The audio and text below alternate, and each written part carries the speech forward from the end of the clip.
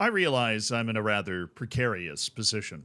Not just because I'm moving, and this is quite literally the last set of Zealandisms that I'm ever going to record from this particular room. There is, after all, no more couch there, and there are boxes quite literally on the floor right now. But I'm taking a break from it to address something that has bubbled up. Something that I feel like must be addressed in order for me to be able to continue, because this perilous ground that I have inhabited, outside of the fact that I am moving, apparently to try and dodge all of it, is the fact that I am going to have to talk about somebody. And the point is, I want to talk about somebody. And by somebody, I mean a club or a person, right?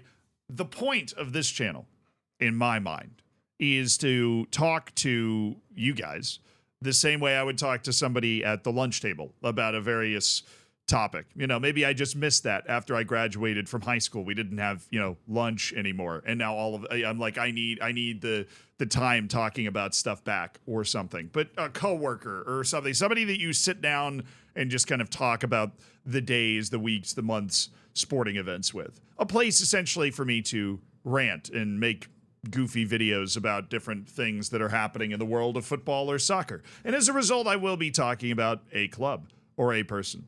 Now, the issue is that some clubs I find more interesting than other clubs. And this actually pertains to something I released on the main channel, but somebody is combining something I did on the main channel with something that has been happening more and more on Zealandism, so I wanted to talk about it. The video I released on the main Zealand channel today, it was about Jim Ratcliffe, specifically Jim Ratcliffe's ownership of previous clubs and his history owning previous clubs. He's the guy that bought a 25% stake in Manchester United. He now runs all of Manchester United's football operations. And I wanted to essentially give everybody a background, and I was interested in kind of researching and presenting a background of his ownership of other clubs, not his business interests or whatever, but like his ownership of other clubs. Obviously, there's other people more qualified to make videos about, his business background, but he does have a very interesting and controversial history in club ownership, and I wanted to tell that story. But then I got a comment like this. There were a few like this, but this is the one that I feel like captured the mood best. Something is off only between Zealand and Manchester United particularly. The talk about Coventry's offside, for example, he made a full video about it, like VAR didn't mess up a million times already with a catching name, the game is ruined. I don't think it's much about Coventry's Cinderella dream run. I think he just doesn't like Manchester United that much, to put it mildly. Therefore, he doesn't like the new owner. Jim Ratcliffe is doing a good job for now, putting the right people in the right places and trying to rebuild a crumbling Old Trafford, which is enough for me. But this personal animosity is not doing him any good. Videos like this really give him a big minus in my book. For example, Lausanne being a feeder club to Nice. I didn't hear him talk about Troyes in France or Girona in Spain being feeder clubs to Manchester City, and numerous other things that are in the form of maybe, could be, and we have to see, and all other bullshit that a 5-year-old can say and predict.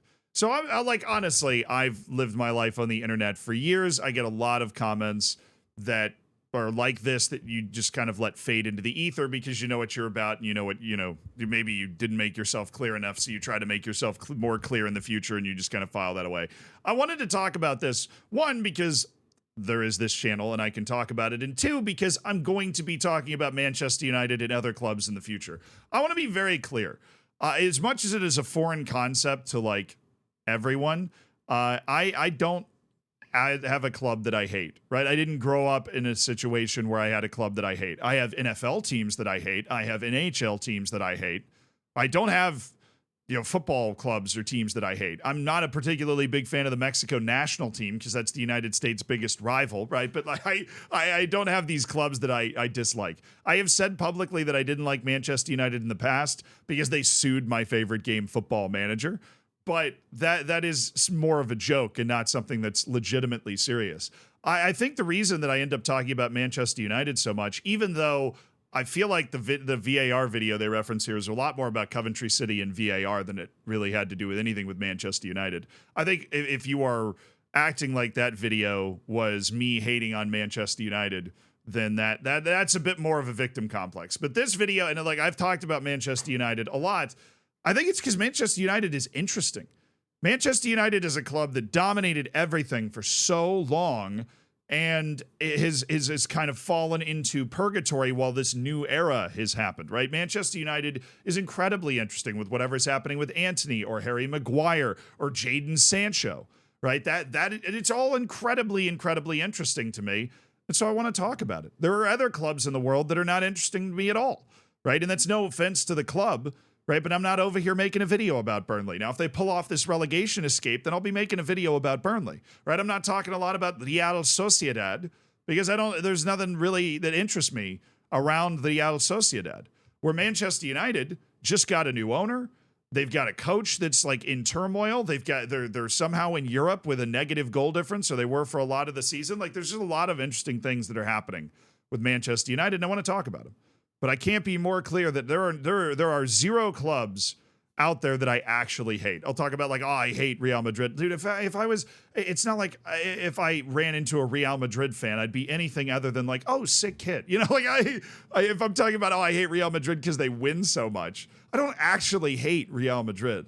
And I definitely don't hate Manchester United. In fact, when I was a little kid, I freaking loved them. I loved Wayne Rooney. I thought Wayne Rooney was the coolest. I thought Tevez was awesome. I loved a lot of the players that were on those teams. I also get the feeling that people that leave these comments, perhaps they don't watch the entire video, and that's fine. I mean, sometimes you don't have 13 minutes to spare, right? You see a title and you already have this preconceived notion and you're like, yo, I'm just going to drop straight in right now.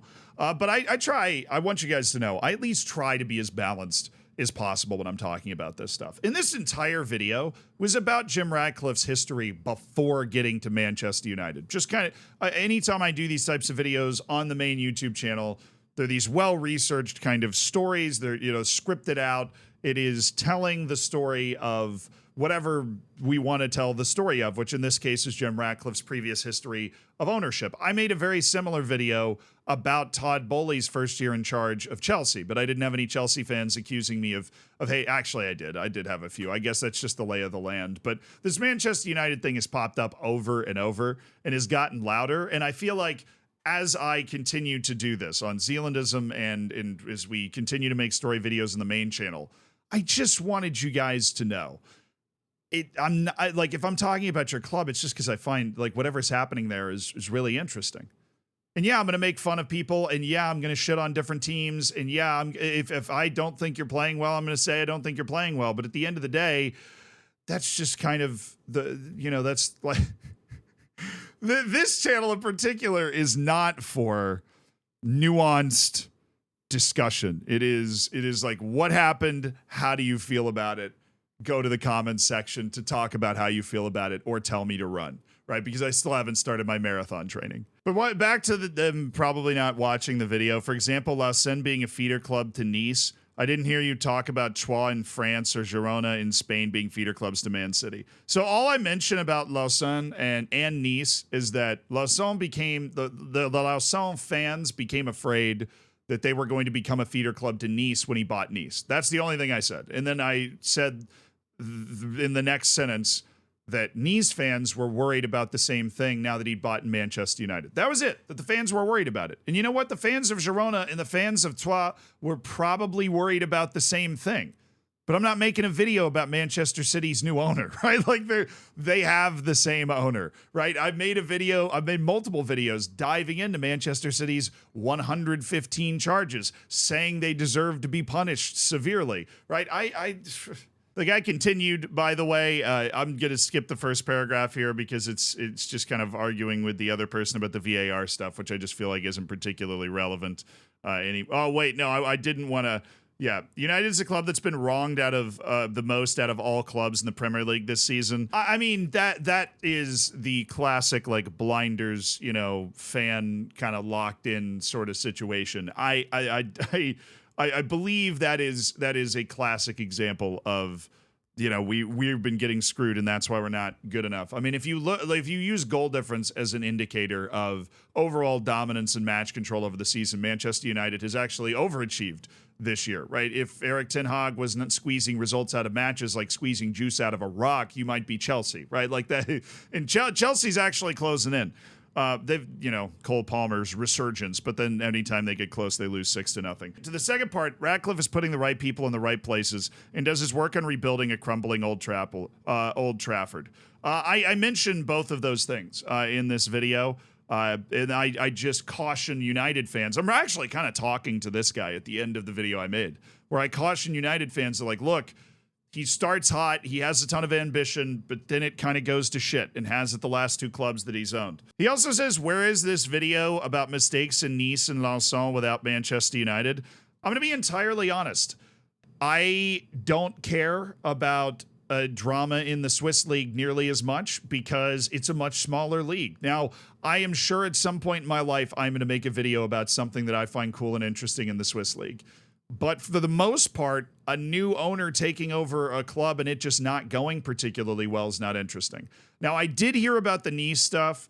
It was on a preliminary board for us to make a video about because there was like a fan protest and stuff. And that's always interesting to me. We want to figure out why the fans are protesting. But turned out Nice's fans actually protested the last ownership group as well that ended up selling to Jim Ratcliffe. So they've long had a bad relationship with their owner. So we kind of just left that based off that little piece. But then, of course, somebody buys Manchester United. Look, I mean, if you're a fan of Manchester United, either you're one of the biggest clubs in the world or you're not, right? It's like this is the same thing as saying, well, you weren't paying attention to them when they owned Vitória Guimarães in the Portuguese league, but now that they've bought Real Madrid, now you want to make a video about them? And the answer is like, yeah, that feels like the right time. And correct me if I'm wrong, but that does feel like the right time to make that video because now they're on the biggest stage, right? No offense to Nice, right? But that is, I would say, at least the second biggest stage, right? You're talking about the 5th biggest league in Europe, in a league where Nice is competing kind of upper mid-table, right? They haven't been in the Champions League the entire time Ineos has owned them. Manchester United's Manchester United. Yeah, that's why it was time to talk about this, because he also had built up a pattern. Now we don't just have one club, we have 2 clubs where the exact same thing has happened under Jim Ratcliffe's ownership. And while part of this person's argument is that if you owned a small Swiss team and you really pay attention to it, Nice is a huge team, right? Huge fan base, Champions League type club. That's something that should have your attention if you're going to be an owner. So the argument that, everything outside of Manchester United is really small, this is almost like hypocritical. It's like, well, why he's asking me, why are you paying attention to him now that he just got to Manchester United? But also, how can you blame him for not paying attention to those clubs? They're so tiny. It's like you kind of just answered your own question. When certain things reach United, he becomes interested in searches for flaws and mistakes. I don't know if I'm searching for flaws and mistakes here. I'm searching for the history of Jim Ratcliffe, because he's the new owner. In the same way that we dive into Todd Bowley's first year and talk about the good and the bad of what he does. But I probably dug into nitpicking one particular comment too much. I just wanted to talk about the different parts of it. The main point is that in these videos on Zealandism and the well-researched videos that go onto the main channel, right, we're just going to talk about clubs and people. And we're going to have knee-jerk reactions to things. I say we. I don't know why I'm using the royal we. I'm going to talk about clubs and people. I'm going to have knee-jerk reactions to things the same way that you would. And hopefully, all I hope to do is provide a good account of what happened, and then we friggin' talk about it. And that's just going to be it. And yeah, Manchester United is one of the most interesting clubs going right now because there's just a lot of crazy stuff happening. But I don't hate your club. If you think I hate your club, you're wrong. I promise I'll happily go to your club's bar in New York City and have a beer with you if you're ever in town. Right? Like this is not something I have an issue with or am afraid of. But yes, if you feel like I am victimizing you by making these videos, I'm not. I'm just having fun, and we're just having fun. Hopefully, that's the idea.